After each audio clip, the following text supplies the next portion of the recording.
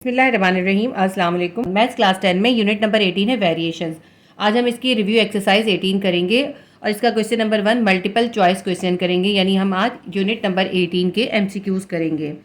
MCQs number 1 है in a proportion P ratio Q proportion R ratio S P is called. मैं आपको तमाम MCQs जो भी सॉल्व करने वाले हैं सॉल्व करके करवाऊंगी और बुक में आपको नज़र नहीं आ रहा होगा, लेकिन जब मैं सॉल्व करूंगी तो आपको दिखाई देगा ठीक तरह से। P ratio Q proportion R ratio S। इसमें इन्होंने पूछे P क्या है, इसमें P कौन सा प्रोपोर्शन है। देखिए ये जो होता है पहले सबसे पहला जो होता है फर्स्ट प्रोपोर्शन होता है, ये सेकंड, ये थर्ड और ये फोर्थ। तो P क्या है इसके अंदर, P जो है फर्स्ट प्रोपोर्शन। इसका आंसर हम लगाएंगे फर्स्ट प्रोपोर्शन। ठीक है। एमसीक्यूज नंबर 2 है in ratio L ratio M L is called. L ratio M है, ये है L रेशो M। इसको हम L अपॉन M करके भी लिख सकते हैं। ठीक है।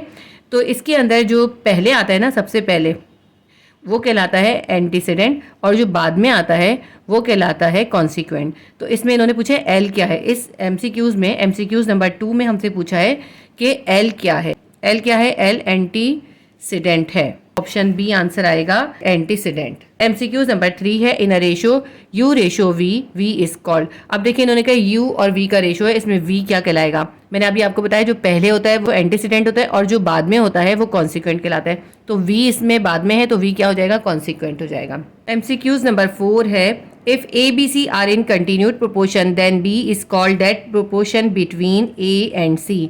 तो इन्होंने कहा है A B और C के दरमियान कंटिन्यूड प्रोपोर्शन है, तो हमें बताना है कि B को क्या कहेंगे।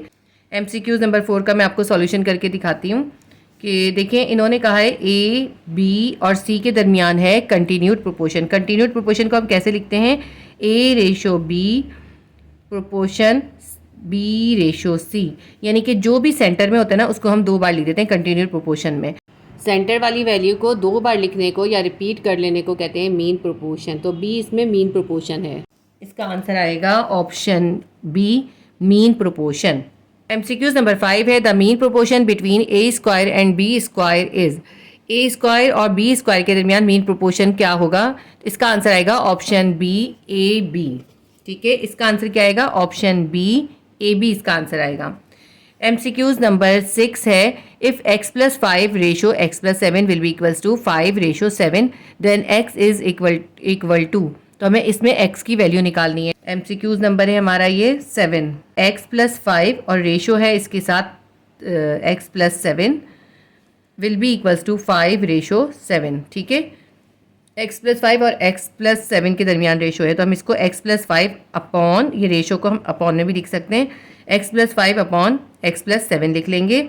और ये 5 रेशो 7 है तो इसको हम लिख लेंगे 5 अपॉन 7। ठीक है ना, हम रेशो को इस तरह लिख सकते हैं। अब आप इसको क्या करें, इसको क्रॉस मल्टीप्लाई कर दें। 7 x प्लस 5 से मल्टीप्लाई हो जाएगा और ये 5 x प्लस 7 से मल्टीप्लाई हो जाएगा। हम लिखेंगे 7 multiply by x plus 5 will be equals to 5 multiply by x plus 7।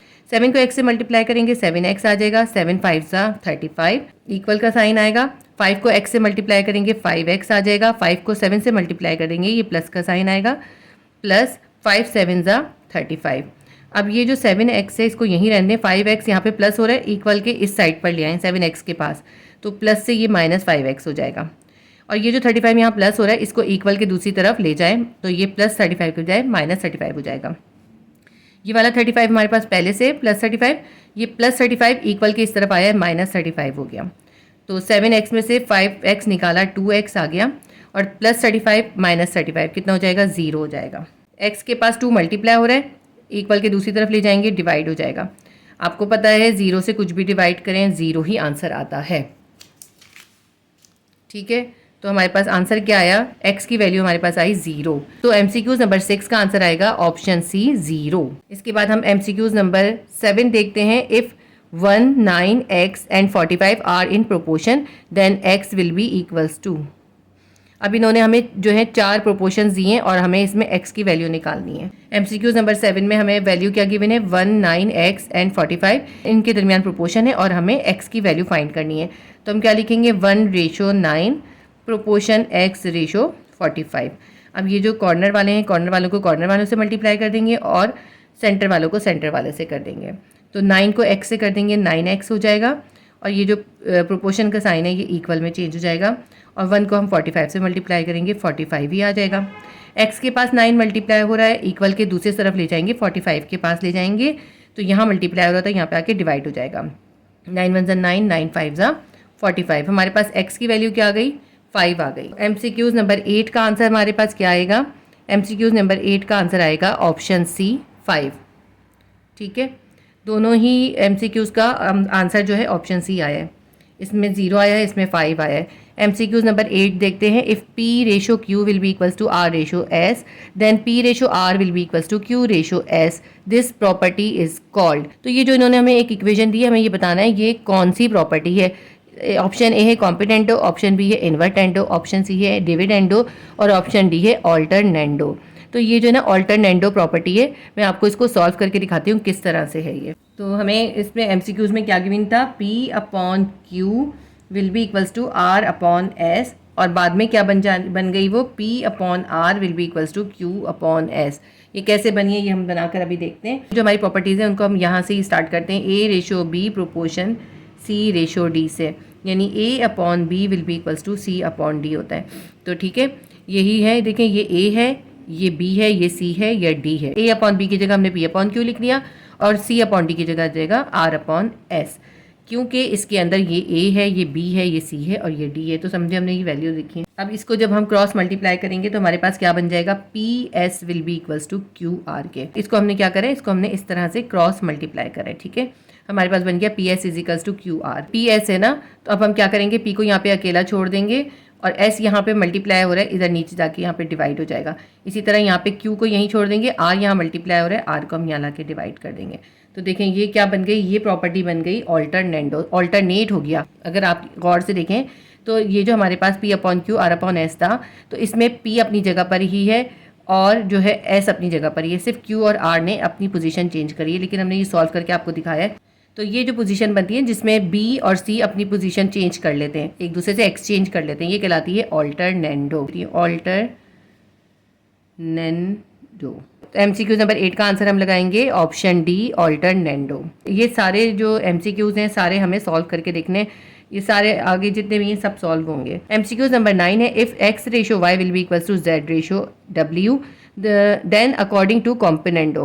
तो इन्होंने ये हमें एक इक्वेशन दी है, इसको हमें कॉम्पोनेंडो के हिसाब से सॉल्व करके बताना है कि इसमें क्या आंसर आएगा।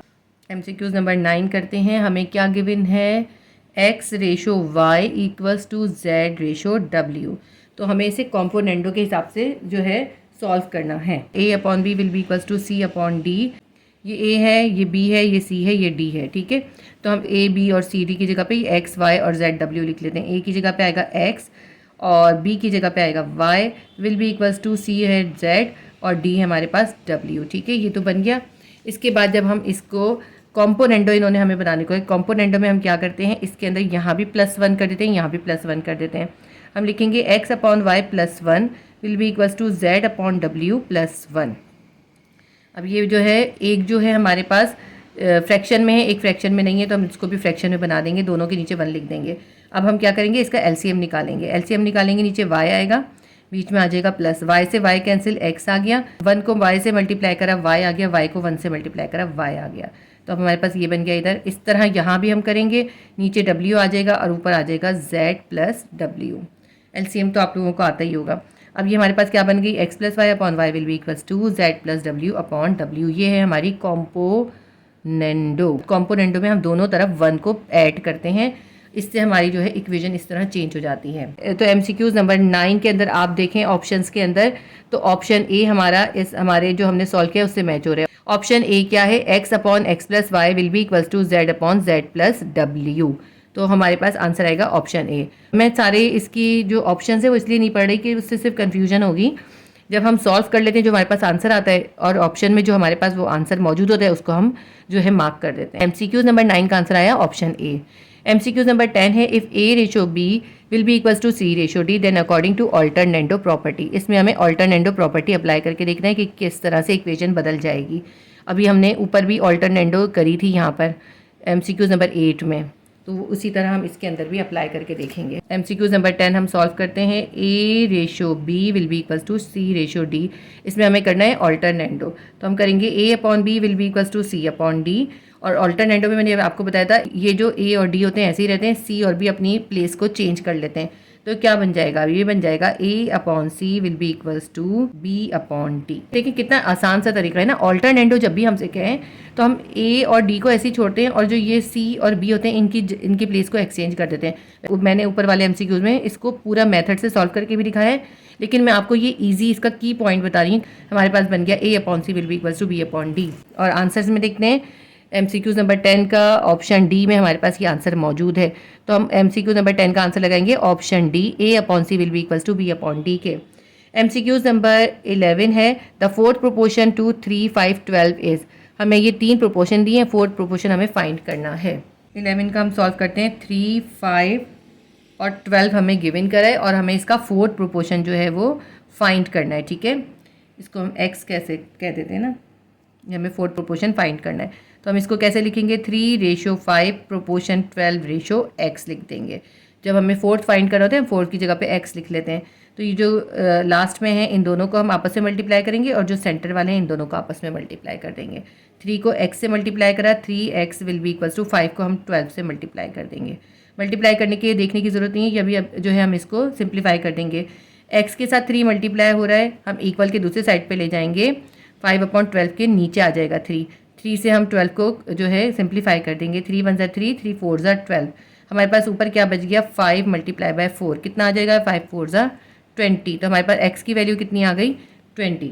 एमसीक्यूज नंबर 11 का हम आंसर लगाएंगे ऑप्शन ए 20। एमसीक्यूज नंबर 12 है if 2x 3y and 6z are in continued proportion then. देखिए इन्होंने हमें ये 3 प्रोपोर्शन दिए हैं और ये तीनों प्रोपोर्शन जो है कंटिन्यूड प्रोपोर्शन में है।